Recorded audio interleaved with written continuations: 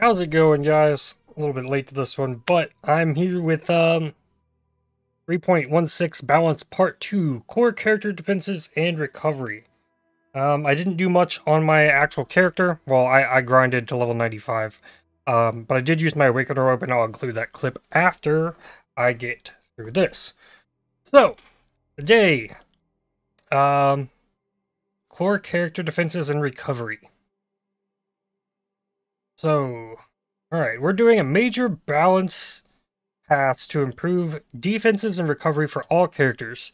The goal here is to put more power into the core defenses, armor, evasion, and energy shield to make them the best way to mitigate the kind of damage they're best at preventing, while taking some of that power away from the one-off mechanics that provide a significant defense for too low cost. While some individual mechanics have been nerfed, this is an overall massive buff to defenses across the board. That sounds cool. Alright, previously there were some very tanky characters, but they were gated behind specific niche mechanics and uniques that were not accessible to everyone. What we're doing here is moving a lot of that power to everyone else, so that the core defenses are more powerful than they were before. Sounds awesome. We're also making sure that every type of character has plenty of ways to mitigate a much more diverse set of damage types. For example, evasion mitigates attacks well, so we're introducing spell suppression to help evasion builds protect themselves against spells. Alright, overarching problem. Dodge and blind provide more mitigation for fewer passive points and item slots than any other defense type. Attack dodge does this in a form that is almost identical to evasion, but is far more efficient. Overarching goal. Remove dodge entirely and review certain powerful mechanics like blind, and fortify for non-melee characters. Improve almost every other scalable defense type significantly to make them more powerful. This includes armor, evasion, energy, shield recovery, and spell block. Okay. That's a lot of change. Removing dodge is going to change things a lot. That was like the main line of defense for most characters this league. So, problem. Armor as a core stat doesn't provide sufficient defense with low to medium investment. Armor characters instead rely on a number of other mechanics to provide them with the defense against physical damage that armor is meant to provide. Solution. Improve the armor formula so that armor is more powerful, providing better mitigation across the board, and increase the strength of modifiers on items that add base local armor. So, previously, if you had 10,000 armor and you took a hit that dealt 2,000 physical damage, you reduce that hit by 33%. Now you'll reduce that by 50%. So, that's the gist of what I'm going to go through in there. Problem. Evasion doesn't provide sufficient defense. Evasive characters instead rely on the Acrobatics and Phase Acrobatics keystone to provide attack and spell mitigation. Solution. Remove attack dodge entirely. Substantially buff evasion so it is a good option, and make sure that it is easily available on items. So 75% chance to evade against a T16 map monster. You currently need 49,000. After the change, you'll need 24,000 to get a 75% evasion chance. So that's pretty substantial. That's less than half what you needed before, and they're buffing the numbers, so evasion will be a pretty solid change. The Grace skill gem now has you and nearby allies gain 20% more evasion rating at gym level 1 up to 29% gym level 20, as well as its existing flat bonus to evasion rating.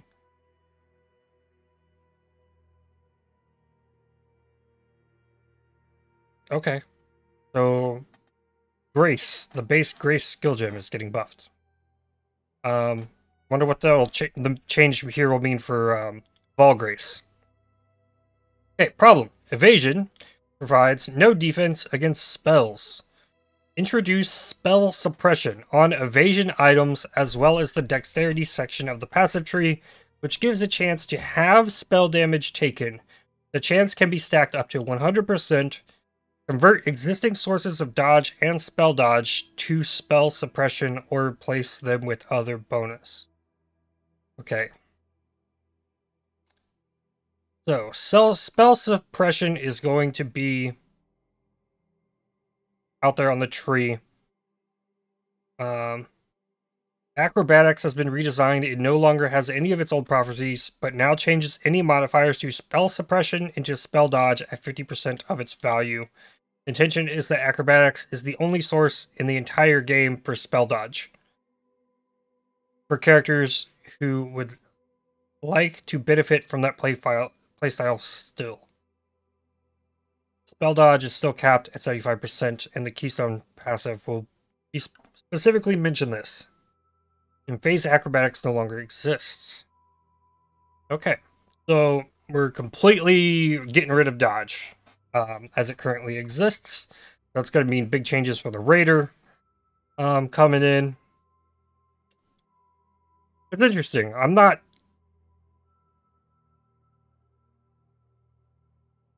against this change. I'll say that. This will be interesting. Okay, let's keep going. Problem. Due to armor and evasion not working effectively as primary defenses previously, we've introduced a lot of mechanics over the years that either scale them too efficiently, or scale off them too efficiently, or not well enough. The intention would be that the straightforward way of getting armor and evasion on your items is the best way to maximize its efficacy. Solution. Review all mechanics that scale off armor/evasion, and all mechanics that grant huge values or increases to armor and evasion. So, change in Vulnerable Shell, Brass Dome.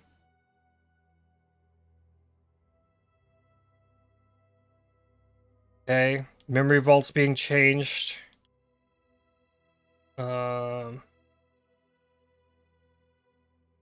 Patient's Carapace.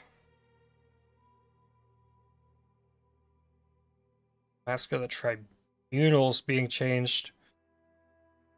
Oh, it grants nearby attack block now, instead of % increased defenses. This is interesting.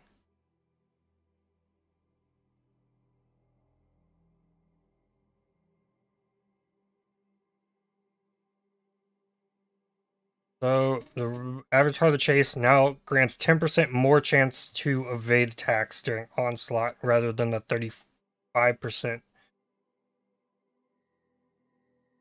Okay. Snowblind Grace, Perfect Form. Overcapped Cold Res. Being changed. Okay, interesting. Alright, problem. Characters who solely rely on armor are not protected against elemental damage. Solution. Add more maximum elemental resistances to the areas of the passive tree that have armor in them. Yes. More access to maximum elemental resistances has been placed to armor areas of the passive skill tree in order to shore up the weaknesses of armor-focused characters. It's huge. Please give plus max res per endurance charge to the Juggernaut, and yes, make the Juggernaut a Juggernaut, please. That's what I want. Okay. First problem. The Veiled modifier that increases quality on equipment was required to maximize the energy shield from an item. It's the problem because you cannot pick up the best energy shield items off the ground. Okay. Second problem. Stacking the energy from not notable passive on cluster jewels was too efficient as a way to maximize your energy shield. Solution. Replace the Veiled modifier and lower the power of the energy from not notable. Compensate all characters for the loss of maximum energy shield by increasing the strength of all energy shield base types. Add more energy shield to the passive skill tree. Specifics here. Energy shield provided by base types can now be up to 20% higher as part of a variable base type system detailed below. Okay. With that, add new passives, grant energy shield. I didn't have many energy shield passives. Okay, cool. Problem. With the desire to increase armor evasion energy shield power across the board, we felt the base values on items were too low. In addition, we feel that our item system needs more base type heterogeneity. Don't know what that means. And we... Boom. The quality or state of being diversive in character or content. Okay.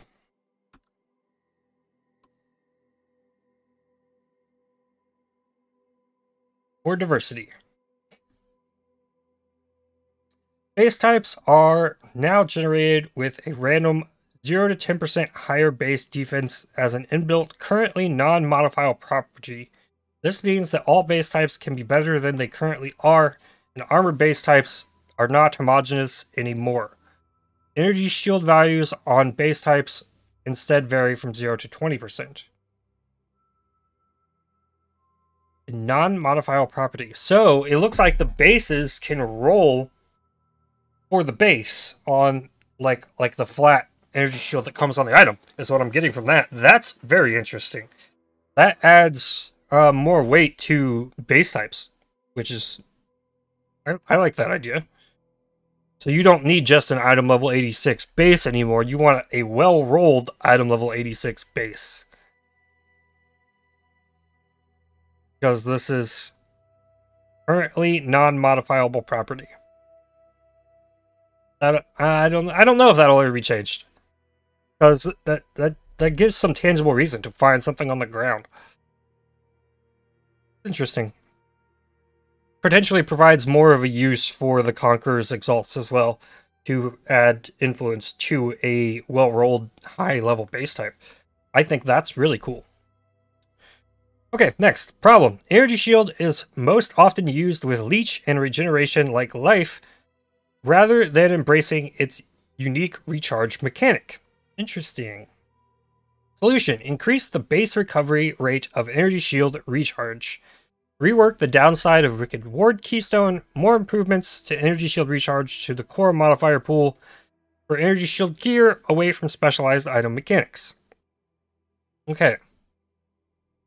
Energy Shield recharges at a base amount of 33% per second, previously 20%. The Wicked Ward Keystone no longer grants 50% less regen rate or less recovery from Leech. It now grants 40% less Energy Shield recharge rate. This brings the recharge rate with Wicked Ward down to 19.8, where before it would have been 20% with or without the Keystone. Okay. It also allows you to invest in other forms of Energy Shield recovery if you would like to, like including Energy Shield Leech in your build. Recharge has also has more avenues of scaling as mentioned below. Yeah, this combined with the faster natural recharge is almost entirely a buff. I would agree.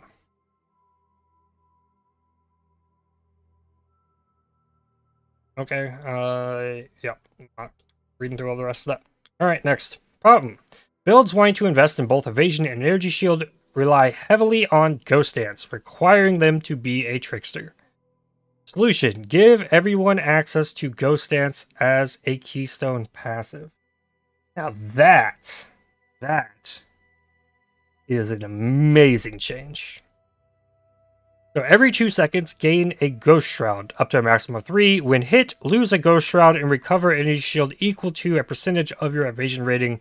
Cannot recover Energy Shield to above Evasion rating.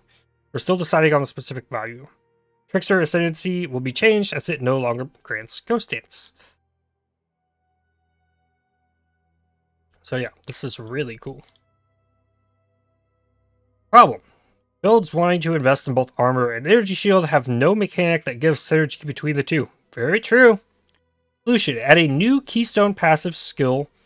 Add more hybrid armor / energy shield passives to the Templar section of the passive tree. It'd be really cool to like see this. New Keystone passive called Divine Shield. Percentage of total physical damage prevented from hits recently is regenerated as energy shield per second. That's cool. Cannot recover energy shield to above armor. We're still deciding on a specific value. I don't quite understand this. It was up here as well. Cannot recover energy shield to above armor. We'll have to get more clarification on that. Problem. Some areas of the passive skill tree, the shadow area in particular, have no defense against and very little life regeneration to overcome damage over time effects. Solution: improve life regeneration modifiers on gear and add new keystone between the witch and shadow area on the passive skill tree to heavily dampen the initial impact of damage over time. Okay. New keystone added to the shadow area called Left Shade. Takes 75% less damage over time if you've started taking damage over time in the past second. 100% more duration of ailments on you. So you're going to have to further seek out Ignite reduction, because this only lasts for a second.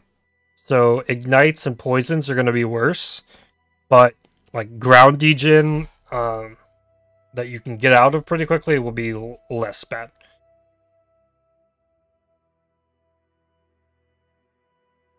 Okay. Problem. A few specific mechanics grant a lot of life regeneration, especially with endurance charge stacking, but for many other sources of life regeneration is not very powerful. Solution: remove various sources of life regeneration per endurance charge or lower their values, review effects that give life recovery rate and high values of life regeneration, add new passives in the strength area of the tree that grant life regeneration, and one source of increased life regeneration rate. Okay. So life regeneration and life regeneration rate are more multipliers with each other. Like normally this is seen on like vitality Watcher's Eyes and stuff. But like give you a more multiplier on your life regen. Okay. Problem. Shadow attackers don't have a form of life recovery that they excel at, while almost every other core character has a signature special recovery method. Add new passive skill clusters to the shadow area of the passive tree, allowing investment in a combination of life on hit, life on kill, and life leech. This also includes a source of maximum total life recovery per second from life leech into the shadow area of the passive tree. That's cool. Problem. Witch and shadow casters don't have an accessible form of life recovery. Solution: add new passive skill clusters in the area of the passive tree between shadow and witch, allowing investment in life on kill and recouping a portion of damage taken as life. That sounds amazing. More information on passive skill tree changes will be coming later. Recouping a portion of damage taken as life. I love that. I absolutely love that. That's definitely something the right side of the tree needs, I think. Because I spent a lot of time playing Raider. Love the idea of this. Cool. Problem.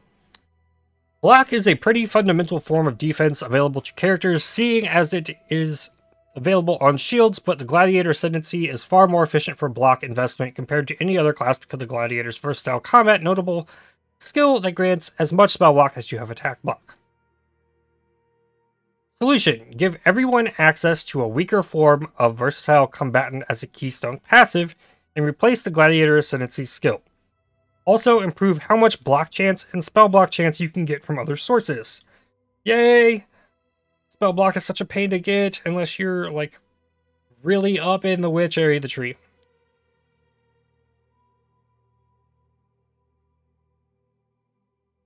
Versatile Combatant is now a keystone passive on the passive skill tree. Grants 2% chance to block spell damage for each 1% overcapped chance to block attack damage.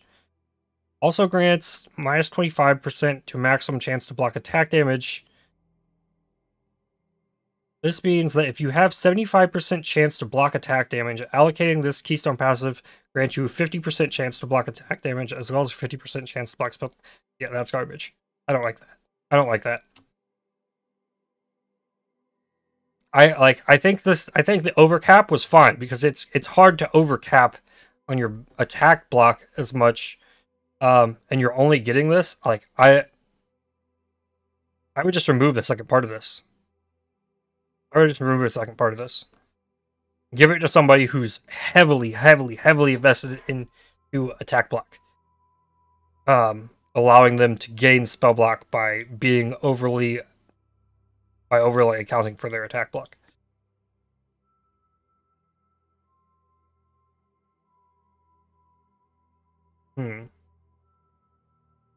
Okay. More access to spell block has been added between the Templar and Witch sections of the passive tree. Okay. Suffix modifiers that grant attack block and spell block on shields have been improved, and new tiers have been added. These now grant up to 16% attack block and 15% spell block, respectively, at the highest tier. That is huge! Shields are going to be good. Gladiator's block ascendancy passive skills will be reworked. We're experimenting with a new notable passive that makes the Gladiator's chance to block attack damage lucky, which helps offset the downside of versatile combatant. True, but 50% chance to block. I don't like this. I just really don't like this. The first thing I've read in all of this that I'm just like, I'm not so sure about that. I really like the idea that the Gladiator existed as just like this entity that could have block cap. And now it's going to be much like, I like the idea of bringing it out, but making it harder to gain the spell block from it. Yeah. I would say remove this minus the max chance and then see what happens to it. Or at least, like, drop it to like 10%. Okay. Problem. The pool of modifiers available on shields includes some that have values that are too low or aren't relevant to shields. The power level of shield modifiers in general is also too low. Remove irrelevant modifiers from shields and add some really powerful ones. Armor-based shields, 8% phys reduction. Reduced extra damage from critical strikes, up to 60%? Ooh, that's juicy.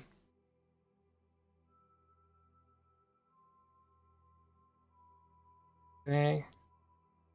Evasion-based shields can now roll high values of chance to suppress spell damage, up to 34% chance at the highest tier.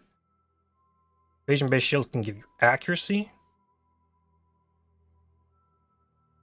Okay, so it can now apply on all evasion shields. That's good. I wish the armor evasion shields had a better implicit. Energy shield-based shields now roll higher values of faster start to energy shield recharge, up to 66% at its highest tier.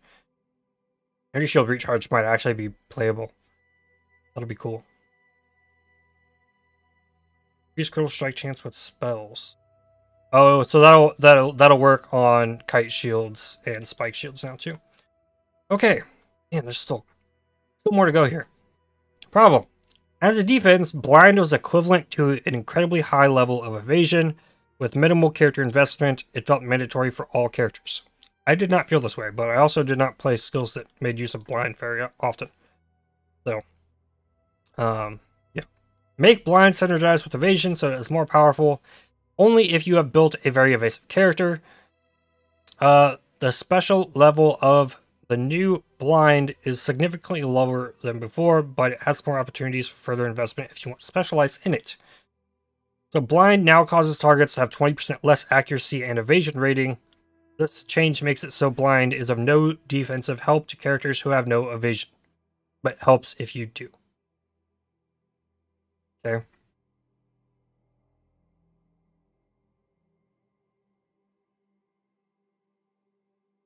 Blind effect available in the passive skill tree. Okay. Problem: because Flesh and Stone blinded nearby enemies, it was incredibly popular. Changes to blind have reduced its power, so now characters may be missing a low-cost defensive reservation effect. Solution: reduce the cost of Flesh and Stone and change Tempest Shield so that it is similarly powerful defensive reservation effect alongside Arctic Armor and Flesh and Stone. The intent is that there are 3 competing defensive reservation effects that you can pick between or use together. 20% reservation as a result changes made to blind. Reworked to become 25% reservation effect. It provides a large amount of spell block as well as immunity to shock. Tempest Shield is going to be dope. Still has the property of shooting out lightning on block, and the damage has been significantly buffed. Arctic Armor was already buffed to provide immunity to freeze. Okay. Tempest Shield. Sounds cool. Oh, last one. Okay, Fortify is intended as a defensive benefit for being a melee character, but can often be obtained by spellcasters using a melee weapon, types that don't actually engage in melee combat. Change the Fortify mechanic so it's based on your melee damage. We're experimenting with a system that lets Fortify be applied based on melee damage dealt, so a tiny little melee damage hits don't provide a full strength Fortify. This will mean that we'll be able to introduce a chance to gain Fortify on hit on passive skills or items, which we have avoided in the past, but we're working to avoid a system where every spellcaster wants to run Shield Charge to get Fortify at little cost. Our eventual goal here is that all melee characters keep Fortify up reliably without a huge cost, while spellcasters and ranged characters won't have access to the mechanic without significant investment or being a champion. So Vigilance Strike, I hope, still provides a full Fortify. Because I think there was significant downside in a lot of cases to going into a scepter or a staff to get Vigilance Strike, whereas wands or daggers are just more lucrative as what they can provide for spell damage. So you're taking a penalty by using a scepter, and you're giving up skill sockets to use an effective Vigilance Strike. I hope this doesn't kill Vigilance Strike as an effective source of gaining Fortify for spellcasters. That won't affect ranged characters, but there's that. Okay, that was a long one. Lots of interesting stuff that'll be fun to play with in here. So now for me to go back here, close this. So my character, I leveled it to 95. Leveled it to 95. I only ran like T10 base maps. I didn't do anything too crazy because I knew we'd have this to go over today. But I did hit an amazing Awakener Orb, so I am going to show you that. Which is right here. Right. Enjoy. Alright, so I just woke up and I decided I wanted to just smash all of these T10 maps here in Lex Proxima, because I had 33 of them. Just to kind of reset some things. I want to clear out all of these master missions, get as much delve stuff as I can. And I got a harvest off a Zeta mission, and it let me get cold dot multi on this amulet. So I'm going to Awakener Orb this. So looking at my current amulet, the only thing I need on this is the strength, which is the implicit, so it'll stay there. And the +1 level of cold skill gem. So if I don't have the life, it's okay. So we're just gaining the cold dot multi plus re-rolling this for potentially something better. Cold damage is cool, but yeah. Let's go. Left click item you wish to take the influence from. Take it from center, add it to here. Okay, so now we have +1 cold and 15 cold dot multi open prefix.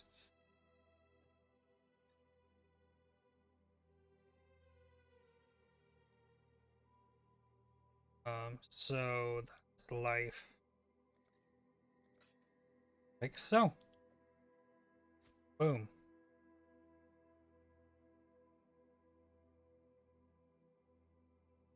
Elemental. I can raise chaos damage leeches life. The explosion's still chaos damage. I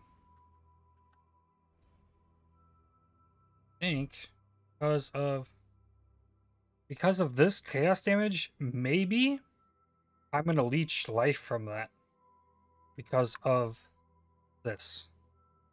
That would be amazing. So we'll have to see. But this is very good. One more thing. Elemental.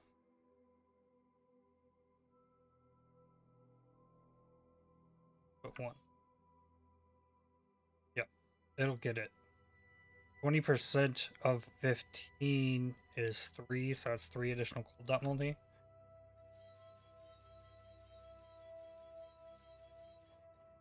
Yep. Here we go. Beautiful. Up to 151 from that. That's an additional 12, so that's almost like 9% damage. 9 to 10, somewhere in that range. More damage from that Awakener Orb. Hell yeah. Alright, that's going to be it for me for today. I will see you tomorrow. Probably just going to keep grinding because we're going to have another thing to go over tomorrow. So just going to keep busting out Proxima maps, setting up for 100 push. And yeah, that's it for me for today. Hit the like button, subscribe. Hope you enjoyed, and I'll see you tomorrow. Bye.